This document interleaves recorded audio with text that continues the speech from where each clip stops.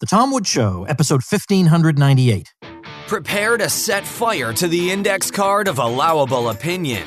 Your daily dose of liberty education starts here. The Tom Woods Show. Folks, if you enjoy the Tom Woods Show, it's time to go to the next level. And next level Tom Woods is libertyclassroom.com. This is where my friends and I teach all the stuff you did not get in your conventional education. History, economics, and more, the way it ought to be taught, with all the content they left out or distorted. Check it out at libertyclassroom.com. Hey everybody, Tom Woods here, talking about logical fallacies today, and a great person to talk to about that is our guest, Gerard Casey, who is a retired professor of philosophy at University College Dublin, author of numerous books. We've talked a bunch of times on this program about his massive book, Freedom's Progress, ? A History of Political Thought. Fantastic book. Author of other books. We're going to be talking about a brand new book of his a couple of weeks from now. But since he's taught logic for so long, I thought, why the heck not have him on to talk about some logical fallacies. This is a topic by popular demand. Professor Casey, welcome back. Thank you very much, Tom. Good to be back.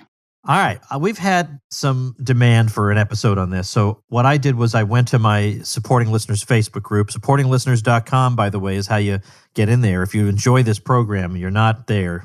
Your life is unfulfilled. So supportinglisteners.com.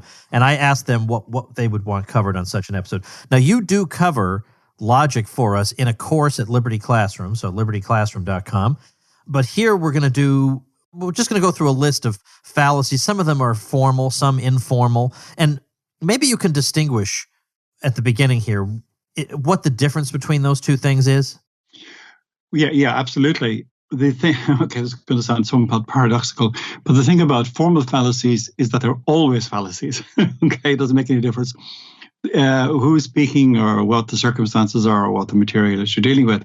When it comes to informal fallacies, they're not always fallacies, and that's why they're informal, because it depends on what you're talking about, and therefore the material makes a difference. So, if we give some examples as we go along, I think this will become obvious. So, look, let me take an example of a formal fallacy.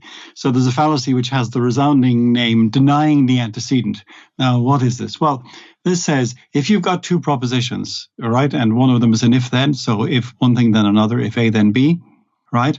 So you have a condition, and then you have the consequent, right? If A, the condition, then B, the following, and then you have you generate another proposition somewhere else from evidence, whatever it might be. That's the negation of the condition. In other words, not A, right? A lot of people are inclined to conclude, therefore, not B. So, for example, suppose we had a proposition: if you're Irish, then you're European, right? That seems clear enough. When somebody says, well, you're not Irish, so you can't be European. Well, that doesn't follow, because, of course, you could be French, okay, or English, or whatever it might be. So that's a formal fallacy, and it's formal because the structure is such that no matter what you put in place of the A's and B's, if you have if A then B and not A, and you conclude not B, it's always going to be invalid. Doesn't make any difference what you're talking about, right? Another one would be there's a sort of reverse fallacy, which is called affirming the consequent. And again, suppose we had, this time it goes if A then B, and then you assert B, and therefore you conclude therefore A. That's invalid. So let me give you an example of that one. Let's suppose we have something called Prince. So we say if Prince is human, then he's a mammal. Okay, and then we say, well, he's definitely a mammal, so he's human. Well, no, because Prince could be a dog, right? So that's another example of a formal fallacy, right? How about, so here's another one. Let's say somebody said, somebody must have dropped the TV remote control. And you go, why? Well, they say, well, look, if you drop a TV remote control that stops working, okay, and since it stopped working, right, then somebody, has dropped it, and that doesn't follow, right? Because somebody could have hit it with a brick or hammer or thrown it out of a plane, who knows? So those are all fallacies relating to what's called propositional logic. Then there are also a whole bunch of fallacies relating to Aristotelian logic. And the classic one, of course, is the undistributed middle. Again, big name, but it's a very simple one. And it goes, let's suppose we had something like Nazis embraced eugenics as one proposition. And then let's suppose we had leading thinkers and politicians in the liberal West also embraced eugenics. So we would then conclude leading thinkers and politicians in the liberal West were Nazis. Well, that might be true, but it doesn't follow from the two propositions we've just given. All right, so those are examples of formal fallacies. Okay, now, as you said in your course, it's quite possible to go through your life being a very effective debater and to present views that you hold very skillfully without ever studying formal logic. You don't have to know these things. Yep. So why should people bother? Well, it's like anything else. So some people say are sort of naturally kind of gifted musicians. They can kind of pick up the piano, messing around on the keyboard. But, somebody once said the cheapest kind of experience is somebody else's. So when you learn from other people, you can accelerate the process by which you learn. You can also improve the way in which your natural talents find expression. So a little bit of formal study. Formal study here doesn't allow you to, as it were, acquire skills which you didn't have at all in any respect, but it does require you to sharpen and hone skills that you already have and also to use them more reliably. So there really is an advantage to studying it a little bit formally. Well, we have a list here that I sent you, taken from my private group, that I think we'll just go through one after the other. But looking them over, what would you say would be one of the ones that you encounter the most or is one we most need to address? Oh, that's a good question. Non sequitur is a big one. Posthoc, ergo, propter. I mean, there's a lot. Yeah, well, posthoc, ergo, propter comes up. That's, in other words, after this because of this, and I'll talk about that in a second. That's usually, people think of that in terms of what they call the correlation fallacy. Correlation, causation fallacy. I don't know. They all come up. Look, if I can sort of give you an image, think of it this way. I mean, if you look out the window at your automobile, right, and you see it there gleaming in the sun, there's only one way it's perfect. Okay, but there's a million ways it can be imperfect. You can get little dings or bangs or the fender benders or whatever it might be. So fallacies, if you like, represent all of the ways in which our reasoning can go wrong. And I wouldn't go so far as to say it's infinite, but it's certainly a very large number of ways. And so, I mean, if you wanted to go through these, we can talk about them, and then you can, if there's one there that sort of tickles your fancy more than another, we can spend more time on it. Well, let's do. Let's see. Is there any one of these that you think is, well, actually, no, to heck with it. Let's just start going through them. Yeah. Let's start with the genetic fallacy, because when you hear that name, you actually have no idea what it means. Yeah. Okay. You think it's something to do with, I don't know, with, what would you think of it? DNA or something, Darwin, right? Or DNA or something. No. It's a kind of, okay, in a sense, this is one of the sort of newer ones. And I say there's actually, first of all, there's no agreed typology of these fallacies, right? In other words, if you go, I've given you a list of several books there, which you might give to your reader or to your listeners. But if you go there, you'll see that there are different lists. But there are some that everybody agrees on. But even here, the terminology, the name given for it sort of differs. So there's no point in your listeners getting fixated on one name for one particular kind of fallacy. The important thing is to recognize the inappropriate nature of the reasoning, whatever you think of it in terms of names. So the genetic fallacy is a kind of an ad hominem fallacy. And the ad hominem fallacy generally is where you are more concerned with the person who is putting forward the argument and what you consider to be their defects rather than the actual argument itself. And there's two basic forms of ad hominem fallacy. I'll come back to the genetic fallacy in a second. One is where it's completely irrelevant, where somebody says, you can't say that, or you're not entitled to hold an opinion on that, or that's false because you are a, and then you fill in the blank. Oh, this is extremely common. You'll see this all the time if you watch YouTube. So, for example, men are supposed to be not allowed to talk about any women's issues. So, if you're a man, for example, that somehow disqualifies you from having a position on abortion. And that, of course, is nonsense. Obviously, a man can't experience it. Well, at least not unless you're transgender. Okay, but the point is that you can have what you're talking about here is the morality of the procedure, and you're not talking about experience. Well, obviously, a man can't experience it, but a man can have a view on it one way or another, right? Or you can't have an opinion on football because you're a woman. I mean, that's obviously ad hominem or ad femininem in this case, and it's dismissed. The other one is where this one is where it's not always a fallacy, and that's where you where somebody is, say, putting forward a proposal. So let's say somebody puts forward a proposal to support extensive roadworks around your town, and this person turns out to have to control the local quarry, where all of the material is going to come from. Okay, you might suspect that his support for this project is more than a little self-interested. Okay, and now, it might turn out that this is a perfectly valid proposal, and indeed anyone should support it. And it just happens to be the case that this person owns the quarry and will be supplying all of the stone and all of the rest and making a lot of money.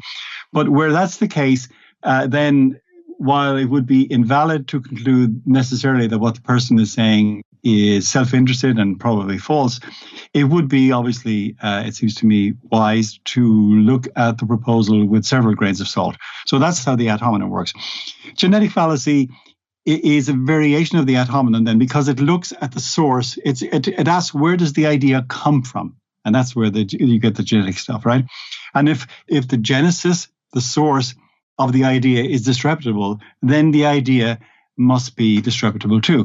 Let me see if I can think of an example. All right, suppose you were to, Mussolini and the fascists, of course, were famous, allegedly, for making the Italian trains run on time. Okay, everybody sort of knows this as a trope. Whether it's true or not is irrelevant. So suppose you were an employer and your workers were a little bit unpunctual, and they replied to you, punctuality, smunctuality. Who are you, Mussolini? Right, which that would be the genetic fallacy. Okay. All right. Okay. I'm sure we'll have some other amusing examples to come. Let me switch to. Well, what about tu quoque? Is that always a fallacy? Is that a fallacy necessarily? Well, again, like most of the fallacies, not necessarily. Here, all it means is just Latin. It means you too. Okay. So somebody says something or makes a proposal or makes a criticism, and then the response is, well, you did the same thing, or you supported this policy when your man was in power, right? So the sort of valid use of tu quoque is a claim of inconsistency. So let's say, okay, Senator Thompson, you're talking to him and you say, you're very vocal in condemning the president's foreign policy, but I don't remember you being quite so vocal when the president from your party proposed exactly the same policy, right? That would be tu quoque. Now, the fallacious side of it comes in because, of course, somebody's perfectly free to change their mind. What they're not free to do, of course, is to change their mind without ever telling anybody. Okay, so if you're changing your mind every 5 minutes, well, then you begin to wonder just how much of a mind you've got. So the tu quoque basically says you did the two. In other words, you're being accused of malfeasance in some way by X, and you say to X, well, I'm sorry, but you're doing the same thing. Commonly we might think of this as the two rights don't make a wrong. Right. So if what you're saying about me is true and I say it about you, it may well be the case that both of us, the behavior of both of us is actually reprehensible. But it's very common. I mean, all that one has to do is go on YouTube or watch the TV, and you'll see politicians engaging in this form of argumentation regularly. I want to talk about post hoc, ergo propter hoc, because this is one that in economics, in particular, we run into all the time, partly because there is so much going on in the economy, and you change one thing, but the problem is you can't change just one thing. So, let's say you introduce one government program, like a minimum wage law, and employment actually goes up. And people say, aha, the minimum wage law makes employment go up. But that's not so. Right. But to the average person who just looks at it, doesn't think deeply about it, it seems true. So talk about that one. Yeah. No, this is a really important one. And the Latin means after this, therefore, because of this. I think maybe your listeners might be more familiar with this in terms of the expression correlation doesn't imply causation or doesn't necessarily imply causation. So, for example, suppose to take our example here, suppose two sets of phenomena are correlated, whatever it might be, right? A policy and, let's say, some outcome, right? A policy of let's say, of raising the minimum wage, and then we have a rise in employment, okay? Now, the question is, how are these two related? And there are four possibilities. Okay. One is they're not related at all. Okay. They've got nothing to do with each other. Okay. It's purely coincidence. Okay. The second possibility is the first one actually causes the second. So the introduction of the minimum wage actually produced greater employment. The second one, not in this case, because obviously the policy change took place before the potential result, is that the second phenomenon caused the first. And the fourth possibility is that both of these, the change in policy and the outcome, the so on, or the rise in the employment, are the product of some other factor which has yet to be determined. Right. So those are the only four possibilities. When you're dealing with something like economics, where there are multiple things going on, okay, I mean, you're back to Etienne de la Boétie's idea, which is when you're looking at practical matters, you have to look at not only what's seen, but what's not seen. Right. And so therefore, it's open to somebody to say, if presented with this, let's say you're an Austrian economist and the minimum wage is raised and employment actually goes up, and somebody says, aha, okay, here's one of your your little pet peeves, and it's been shot down because we can now demonstrate that if you raise the minimum wage, employment goes up. And was it perfectly open to you to say, hang on a second, we don't know what would have been the situation if you actually hadn't increased the minimum wage. You might have actually had even more employment, right? So because there are other factors that enter into the situation of employment, the overall state of the economy. Who knows? There are multiple factors that could explain it. So, so that's the thing. So correlation doesn't necessarily imply causation, but it does suggest to most people that if you have correlation between two sets of events, it's a good place to look to see if there is any connection. Let me give you an example that I think most people will find amusing. In his book, The History of Animals, Aristotle, many, many years ago, obviously 2,500 years ago, noted that when it comes to the sex of reptiles, many more of one sex are born when the wind blows from a certain direction. Now, everybody thought this was hilariously funny and that Aristotle had kind of lost the plot. But it turns out that the sex of reptiles is what they call a temperature-dependent entity. And of course, the ambient temperature depends, in part at least, upon the direction in which the wind is blowing.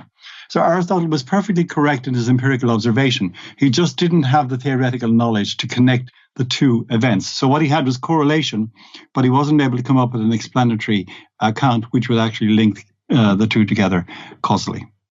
Well, this is one I guess we're just going to have to struggle with forever in economics. There's just no, because you're not going to get people to think about epistemology in economics, right? That's just, you just forget about that. Absolutely. Let's talk about one, because I had not heard of the fallacy of the average before. Yeah. Is that one that, well, first, what is it? Second, is it relevant to us? Well, it is. And you often get it in the context of what I call fallacy by anecdote. Suppose you're talking about some social policy. Suppose you're a conservative, as I am, and you're saying, generally speaking, marriage and two-parent family is the best way of providing for the next generation, right? Invariably, somebody will say, I know a single mother, she's heroic, her children are wonderful, they're all marvelous, and there are lots of families in my neighborhood where they have two parents and the children are awful and so on and so forth, right? And so you're supposed to fall down in a heap when you get this, right? And so to my answer to this is always that the best of the worst is always better than the worst of the best, right? So what we're talking about here are averages, types, or kinds. We're not talking about individuals. Let's take another example that may be a little bit more perspicuous. If you went to most people and said, "Do you think men are taller than women?" the answer would probably be yes. And then if you said, "Aha, here's Rebecca. She's on the women's basketball team at Luke University, and she's 6'2", and Tom here, plays for the hockey team, and he's 4'6". So she's taller than he is. So what does that do with your statement, men are taller than women? And the answer is, of course, when you say men are taller than women, you're not making the claim that every man is taller than any woman, right?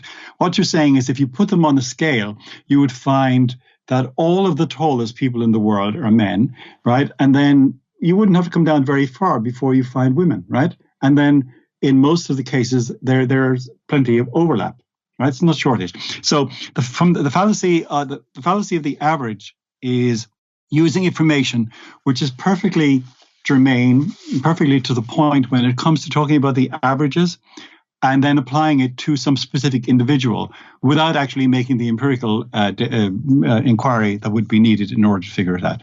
Okay, would simply say, it would be, fallacy of the average would be if you simply said, here's Tom. Tom is a man. Men are taller than women. So I can now tell you without actually looking, at any evidence that Tom is going to be taller than any woman. And that, of course, is nonsense. Well, I appreciate. Thanks for using Tom as the name of the guy who's 4'6". Sorry about that. You're just irritating an insecurity I have. That's perfectly fine. All right, let's see what else we've got here. What's the false dilemma? Okay, false dilemma is where you say, again, this is very common in political debate, where very often two positions are being put forward, A and B. And you say, okay, well, so you're looking at your opponent's policy and you say to them, look, if you do A, you're going to get awful results. And if you get B, you're going to get even worse results. And since these are the only two possibilities, whatever you do, it's going to be awful, right? So it's a false dilemma when in your presentation of the data or the whatever is under consideration, you reduce the number of alternatives to two. Okay, when there may in fact be more. Okay, so let's see if I can come up. All right, let's take the current discussion that's going on in the Democratic things going on. Right, they're looking for a candidate. So suppose somebody said Bernie Sanders is against capitalism, so he must be a communist. Oh, you go. Oh, all right. Well, I mean, if you're inclined not to support Bernie Sanders, this may sound very persuasive to you, but of course. But that would only be true if capitalism and communism were mutually exclusive and universally exhaustive. In other words, they were the only two possibilities, okay, one or the other and nothing in between. But of course, in between the two, there's a whole range of positions, ranging from something that's, pretty close to capitalism, but not quite, sort of, yeah. And then something that's not quite full-blooded communism, maybe socialism of one kind or another. So there's a sort of a range. The political positions line up on more or less on the spectrum, with say capitalism at one end and communism at the other. And so therefore to present it as if it was either one end of the spectrum or the other end of the spectrum, and since he's not one, he's got to be the other, that would be an example of a false dilemma. Here's another one. The philosopher Anthony Flew famously was an atheist for almost all of his life. And wrote on this. I can remember reading a book that he published in 1955 with Alistair McIntyre. Okay, and he had articles on that. Towards the end of his life, he actually accepted the argument that God existed, and he rejected atheism. So you might conclude from that if he's not an atheist, he must be a theist. But he wasn't. He didn't accept theism because, of course, there's another position, at least one other position, which is deism. In other words, which thinks that there can be a God, but that God isn't necessarily the God of Abraham, Isaac, and Jacob. Okay, that God is some kind of more or less abstract principle responsible for setting the world in motion, and then basically somebody who goes on a long holiday, leaving it to work its own way out. And so towards the end of his life, he was no longer an atheist, but he wasn't a theist either. And to present those as the only two possibilities would be an example of a false dilemma. All right. How about one that annoys me because it's used in colloquial speech, usually incorrectly, and that is begging the question. Yeah. So let me set this up because people who listen, some of them know this drives me crazy. If you're sitting down to eat and then you get up and you come back and your food is gone and your dog's sitting in the corner looking pretty satisfied, you could say, well, this begs the question, did the dog eat my food? No, it does not. Stop. That is not what begs the question does not mean, as a result of this situation, a question urgently presents itself to me. No. It means that you are you're basically your question assumes in the very forming of the question the very thing that is to be proven, or some major aspect of the. So in a way, when did you stop beating your wife? Is kind of begging the question, isn't it? Yeah, that's the fallacy, the double question. But as I said, all of these things are Oh, I love that. Okay, hold on, go back. Did I miss? Tell me. Wait, what's that? No. But it's an example. So when you say, "Have you stopped beating your wife?" See, there's a presumption in that question that you have been beating your wife. So whether you say yes or no, you're granting the assumption. I came across this I can remember the late Roger Scruton, God rest his soul. I invited him to UCD back in the 1980s. That's University College Dublin. Yeah. And when he was, he was in his 40s, and I had never met him before. So he gave a talk. We had this endowed lecture series, and he gave them. And so he gave this talk, and he was very controversial at the time. And when he'd finished, the place was full. There must have been 600 people there. This woman stood up and said, blah, blah, blah, blah, first world and blah, blah, blah, blah, second world, and then a whole. She went on for about 5 minutes. And then she stopped. And then there was a pause of about 2 seconds, and he said, "Madam, I do not accept the presupposition of your question." That was it. And of course, that's awesome. Sorry, it was awesome. Yeah, it was absolutely brilliant. And I thought, well, what was he saying? He was saying, look, if I was to engage with you, I mean, if you parse it out, he was saying, if I was to engage with you, we'd have to back up the truck, okay, and figure out what it is that you're assuming. In other words, give point to your question and then probably back it up even further. And that's where we would then have our conversation. But in order to do that, I'd need to spend the next 15, 20 minutes. Okay. And I just haven't got time for that. Okay. So that's it. But anyway, coming back to begging the question, I've given up on this, Tom, because it's so entrenched. The misuse of the phrase is now so entrenched. When people say this begs the question, when they mean this simply gives rise to a question, that it's if you use beg the question correctly, you're going to be misunderstood.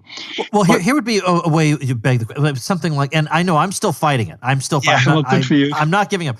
But it would be something like, why has Castro's Cuba been so successful? Yeah. Well, that begs the question that it has been successful, right? So I can't even answer that question. That again, that's not. I wouldn't regard that exactly as begging the question because. No, I love this. By the way, I love this. I love that I'm slightly being put in my place after all the years of lecturing people about this. This is great for me. I need this to happen. No, but I mean that's the Scruton point. Think of it as Roger Scruton's fallacy, rather. I mean, not one that he committed, but one that he pointed out, where it is that when somebody says to you, okay. Woods, you explain why Castro's Cuba has been so successful, right? So what they're doing is they're assuming in putting that question to you, a proposition that communism in Cuba has been successful. And you'd have to say, I'm sorry, but your question actually presupposes something, okay, which you haven't argued for. And so if you want to argue about that, then you need to provide support for it. So let's go back and do that. In a way, as I said, many of these things link, and it's a kind of begging the question, but it's not the most obvious example of it. All right, give me a good one, because I could come up with good ones, but not off the top of my head right now. Well, hey, let me give you an example of begging the question, which if I say something is true and you say why, and I say because it's true, that's clearly begging the question, right? I mean, that circle is so small, it simply reduces itself to a point. But the way it comes about in actual practice is when people make the same point using different language. So for example, suppose I was a social justice warrior and I said, social justice requires a high minimum wage, right? And you said, well, why is that? And I go, well, it's only right that people on the bottom of the earnings ladder have a legally supported high wage safety net. And you go, hang on a second. That's just the same thing again. Okay. You've just said it in two different ways. You just said it twice. Okay. Right. So that begs the question. Begs the question. Yeah. All right. But it's harder to see that one, right? Because it sounds different. And very often, by the way, this comes up. Getting somebody to realize that they are making an unjustified claim as a presupposition of a question that they're asking is one thing.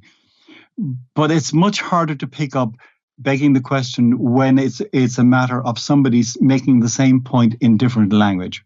right? And that's very hard to do. I used to, when I was teaching this in regular university, I mean, students, only the better students, when I gave an exam, would pick up on this point. Given the amount of time we have, let's go on a kind of a lightning round. Okay. For the other ones, okay? Yep. So the argumentum ad populum, like you're arguing on the grounds that a lot of people believe such and such a thing. Somebody recommended that we cover that, but I'm not sure what there is to be said about that. Because obviously if I say Bernie Sanders must be right because look at this big army of young people he has supporting him, everybody instantly, even Bernie people would recognize that's not valid. Yeah, pretty much. It's the vulgarly put, it's the kind of 50 million Frenchmen can't be wrong, to which the answer is, oh yeah? Yeah, exactly. You're darn right. And likewise, the argument from authority. Well, again, I don't think that there's a whole lot of discussion we can have about that. Well, this is a bit more subtle. Because here, of course, the argument from authority is actually valid on occasion. It just means that, but your authority has to be an authority in relation to the topics you're dealing with, right? So, for example, if you're a garage mechanic, for example, when you're paying the astonishing bill for repairing your car, when he says, "I think housing prices are likely to increase significantly in the short term," you might say, "Oh, that's very interesting," but unless this guy is actually practicing as a realtor in his spare time or an economist and so on, there's no reason to think he has any special expertise. If he tells me that my car needs such and such, then I'm much more inclined to believe him because that's the area of expertise. So that's the point. So, I mean, if somebody is clearly not an authority related to the topic you're dealing with, that what they say has no more standing than anybody else's. It may be true, it may be false, but there's no particular standing. If somebody is an authority in the area, then it depends on the area you're dealing with. So, for example, if it's in mathematics and the question has to do with some sort of a normal, non-controversial aspect of mathematics, for example, I'm not brilliant on statistics. So, if something complicated comes up in that area, I ask one of my colleagues who is, right, and if he tells me this, then I take it that that's the case because he's an expert in that area and I'm not. But there are many areas, and economics, standard economics is one of them, where people who are purportedly experts in the area can give widely different judgments in regard to a particular set of phenomena. And here, it's not enough simply to rely on somebody being an expert in an area, on that person, even when that person is supposedly an expert in that area. So sometimes it's completely void, sometimes it's perfectly in order, and sometimes it's not. But it's a material fallacy, and it therefore depends on what you're talking about, what the subject is, and who the expert is supposed to be. Okay, all right. So that one, okay, I see the difference there. How about this one? There are a bunch more we could do, but we'll wrap up with, what is the appeal to ignorance? Oh, yeah. I love this one. This comes up so frequently. It comes up particularly when you're talking about whether or not there are extraterrestrial intelligent beings. So somebody will say something like, there has to be intelligent life somewhere in the universe, somewhere else. Begging the question, by the way, or raising the presupposition that there's intelligent life on planet Earth. But anyway, that's another point. And you say, what's the evidence for that? And they go, well, nobody has proved that there isn't. And you go, what? Okay. I actually this came up in a discussion I had with Richard Dawkins about 12 years ago when he had his book, God Delusion came out. And he had a purple patch, I can't remember where it was, around page 48, where he had said something like, it's very probable, those were his words, that there are intelligence or intelligent beings in the universe. And I said, the conversation had been about probability and evidence and so on. I said, what's your evidence for that? And that stopped him in his tracks. And he said, what? And I said, well, what's your evidence for that? I said, you didn't say it's possible, because clearly it's possible. Right? You said it's very probable. And when you say something is probable, generally speaking, people think you're saying more than 50%, very probable, even higher than that. So if you're going to make that kind of claim, what kind of evidence can you adduce? And that's not enough to say it's possible. And then the camera stopped rolling, okay, and left him there sort of going with his jaw moving up and down. So the argument from ignorance goes something like, well, there are ghosts, and you might say, oh, why are they? Because nobody's proved there aren't, or vice versa, there are no ghosts because nobody has proved that they are. So the general point here is that P in a proposition or a statement is true if it has been proved true. it doesn't follow that all that is true has been proven. In mathematics, for example, we have the famous Gödel's incompleteness theorems, where he says that in any formal system, there are true propositions which are unprovable within that system. So another example of this would be, this comes up in another form in the phrase, you might have heard it, I'm sure some of your listeners have, where it says, absence of evidence isn't evidence of absence. Okay, you're familiar with this, right? Sure. Well, yes, in general, but hang on a second, it depends on what you're talking about. So if the question under discussion is whether there's an elephant in your living room, then absence of evidence is evidence of absence. Okay, I mean, it's a finite space, and an elephant is a very large entity. So if you go into your living room and there's an absence of evidence, okay, that is actually evidence of absence. So once again, it's a material fallacy, and it depends. Right. So by and large, this is one of the ones. This is one of the more one of the informal fallacies that kind of moves more towards the kind of formal end. Right. So you always have to be very careful. If somebody says, well, you can't say that because it hasn't been proven, you say, well, something can be true without necessarily being proven. Right. And vice versa. So these are ways in which people attempt either to short circuit an argument so as to take the ground out from under your feet so you can't object to what they're saying, or vice versa. Wow. All right. I don't know how many we covered in this amount of time. That was a decent amount. Now, if people want the formal logic stuff that I think it's very elegant and beautiful in its own way. And if you taught it for 30 years, I assume either you also think so, or you probably hate it and never want to talk about it again. I'm not sure where you stand, but I think it's beautiful and elegant. Then you'll want to check out libertyclassroom.com. Libertyclassroom.com/coupons has little discount codes you can use and take Professor Casey's course. So we're going to get you back on. Let's not disclose to people the topic of your forthcoming book, because it's a juicy one. We'll get you on sometime in next month, March 2020, to talk about that, okay? All right. Very good, Tom. Excellent. All right, folks. Tomorrow it is a debate analysis episode with Lou Rockwell, because now all eyes are on Bernie and Bloomberg, and we're going to see what happens tonight. It's excruciating. You don't have to watch it because Lou and I will watch it for you. So make sure and tune in. Subscribe to The Tom Woods Show, tomwoods.com/Apple. And, of course, become a supporting listener of the show, like all the cool people over at supportinglisteners.com. You get so many goodies. It's shocking. So go check that out. I'll see you tomorrow. Become a smarter libertarian in just 30 minutes a day. Visit tomwoods.com to subscribe to the show for free, and we'll see you next time. Like the sound of The Tom Woods Show? My audio production is provided by Podsworth Media. Check them out at podsworth.com.